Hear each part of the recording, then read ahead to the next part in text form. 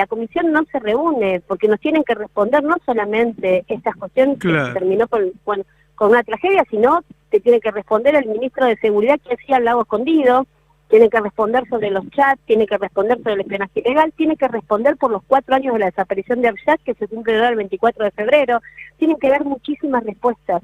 Y lo que hace el jefe de gobierno es pasearse por la Argentina, prometiéndole al resto de los argentinos lo que no puede garantizar a la ciudad más rica del país. Vamos a hablar del tema con la legisladora porteña por el Frente de Todos, Victoria Montenegro. Buenos días, Victoria, ¿qué tal? ¿Cómo te va? Roberto Navarro te habla. Hola, buen día, Roberto, ¿cómo estás? Y a la audiencia. Bien, bueno, una opinión sobre estos hechos te quería pedir. Sí, muchísima preocupación por el giro que tuvo el jefe de gobierno en este último tiempo, ¿no? De redoblar de forma violenta toda respuesta que debería ser institucional en términos de gestión para resolverle los problemas a los vecinos de la ciudad de Buenos Aires. ¿Verdad que todas estas semanas lo escuchamos al jefe y lo vimos al jefe de gobierno recorriendo el país y hablándole a los argentinos de promesas de seguridad cuando en la propia ciudad de Buenos Aires no podemos garantizarle a la ciudad la seguridad a nuestros ciudadanos y frente a un reclamo muy concreto que tiene que ver con el acceso a la luz y al agua de los vecinos, bueno, lo que se vio es vergonzoso, preocupante y además la realidad que tenemos, ¿no?, de la ausencia del ministro de Seguridad de Larreta. Claro. Y digo, en días en los que hubo otro hecho, que también hubo una reacción del gobierno de la ciudad increíble, que es, asesinaron a una policía de la ciudad de Buenos Aires, y el gobierno de la ciudad de Buenos Aires, que hace 15 años que está ahí, que debería hacerse cargo del entrenamiento, del cuidado de sus uniformados, le echó la culpa al kirchnerismo, ¿no? No, es tremendo lo que, digamos, la capacidad que tiene, que solo se puede entender por la ponchada de dinero puesta en pauta publicitaria, la capacidad de generar estas cuestiones de absoluta impunidad, porque nosotros, primero, ponerse en tercera persona cuando hay una responsabilidad directa en el cuidado de los agentes, en este caso, y de la ciudadanía. Después un reclamo que viene llevando adelante los trabajadores del subte que están pidiendo hace mucho tiempo más seguridad.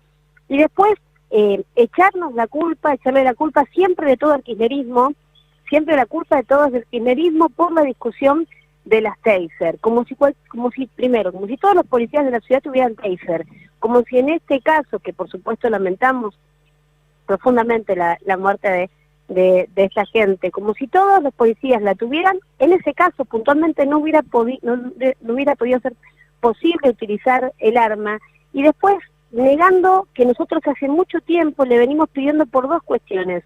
Una tiene que ver con la formación de los agentes de la fuerza para poder abordar los casos de salud mental. Tenemos votado en la legislatura, logramos que nos escuchen a un momento y se vota una declaración para que se los capacite, cosa que no sucede. Y lo otro, que nosotros tenemos el 30% de nuestra fuerza conformada por mujeres y que la mayoría, menos del 30% de esas mujeres tienen chalecos adaptados para mujeres, usan los chalecos de los hombres. Nosotros paramos, hablamos con ellas, nos dicen, de hecho porque tenemos los pedidos de informe y las notas que no avanzan en la legislatura, pero así todos les acercamos esa preocupación de que necesitan los chalecos adaptados para mujeres para tener mejor movilidad. Bueno, ninguna de estas cosas sucede. ¿Qué hace el jefe de gobierno? ¿Qué hace el ministro de Licencia de Alessandro? Echarle la culpa de todo siempre al kirchnerismo como si ellos no tuvieran responsabilidad en el cuidado de sus propios agentes. Es vergonzoso, totalmente vergonzoso. A Larreta nadie le exigió una conferencia de prensa, los medios no fueron inquisidores en sus preguntas, pero me parece que sin saber, a uno no le consta exactamente cómo ocurrió, me parece que debería haber un pedido de informes con muchas preguntas sobre cómo sucedió, si la oficial realmente estaba bien entrenada, si la forma en que se acercó, si era ella la que se tenía que acercar a asistir en salud a una persona o debería haber otra persona para ocuparse de eso, si la pistola estaba cargada, si estaba con seguro, ¿cómo ocurrió eso? Porque me parece que además debe llenar de preguntas al resto de la fuerza policial que debe decir, pasó esto y el gobierno de la ciudad le echa la culpa al kirchnerismo. Quiere decir que nosotros tenemos que ir a reclamarle al kirchnerismo por nuestra seguridad personal. ¿No habría que hacer un pedido de informes y que explique el gobierno de la ciudad qué pasó? Mira, Roberto, nosotros tenemos infinidad de pedidos de informes. Sí, por supuesto, lo haremos, y te voy agregando algo más, que también se habló, ¿no? El tema de modular pidiendo ayuda, pero en el lugar donde ella estaba no hay señal. Digo, cuestiones que en el día a día, cuando vos, yo integro además la Comisión de Seguridad, cuando vos hablás con los agentes, digo, el tema de los chalecos parece menor, pero no es menor, justamente por esto, porque muchas son madres, mujeres jóvenes, están amamantando y les genera lesiones, no tienen la movilidad que necesitan, y además porque está el presupuesto. Vos entendés que es solo cuestión de ejecutar. No te estoy pidiendo que inventes algo extraño, tenés el presupuesto, no es que necesitas la coparticipación para comprar los chalecos, ya está, es solamente gestionar, sabiendo que el 30% de tus agentes son mujeres. Nosotros tenemos un caso que se va a elevar en breve a juicio oral, de un chiquito, Matías Moyano, que en plena pandemia es asesinado por la policía de la ciudad.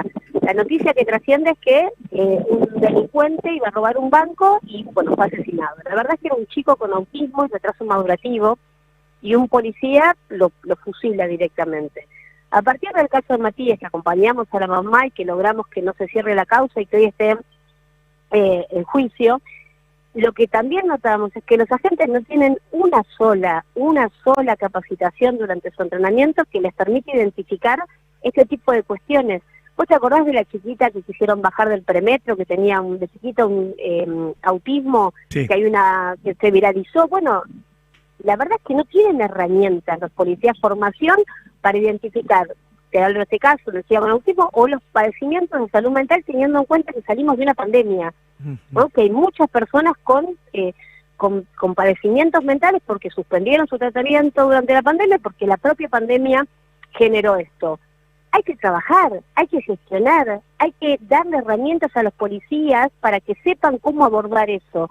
Lo que vemos en las redes cuando se da algún caso así es que a veces tenés 25 policías alrededor de una persona y no se sabe bien cómo, no se sabe bien qué hacer. Bueno, para eso está la conducción política, para eso se debe gestionar, para eso está el jefe de gobierno y el ministro. Lo que pasa es que vos me decís los pedidos de informe, nosotros lo hacemos. Lo que pasa es que la comisión no se reúne porque nos tienen que responder no solamente estas cuestiones que terminó con una tragedia, sino que tiene que responder el ministro de Seguridad que hacía al lago escondido, tiene que responder sobre los chats, tiene que responder sobre el espionaje ilegal, tiene que responder por los 4 años de la desaparición de Abjad, que se cumple ahora el 24 de febrero, tienen que dar muchísimas respuestas. Y lo que hace el jefe de gobierno es pasearse por la Argentina prometiéndole al resto de los argentinos lo que no puede garantizar a la ciudad más rica del país. Y me pregunto también, en este año electoral, hay cosas que se dan por sentadas porque tiene una protección mediática enorme, entonces hablan de que es la ciudad menos insegura de la región. Pero cuando uno ve la desigualdad, ayer dábamos un informe aquí en la mesa, en donde hay distritos de la ciudad de Buenos Aires en donde los asesinatos en caso de robo son mayores que en lugares humildes de la provincia de Buenos Aires. Hay una desigualdad en la seguridad de la ciudad de Buenos Aires alarmante. Estructural, estructural.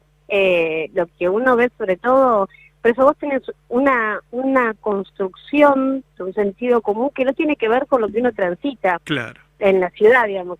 Si esa ciudad ideal en la que el jefe de gobierno habita fuera realidad, nosotros no tendríamos agentes de salud, por ejemplo el CESAL que está en el barrio Carrillo, que tienen que ingresar y salir todos los días de su trabajo custodiados por la Gendarmería Nacional.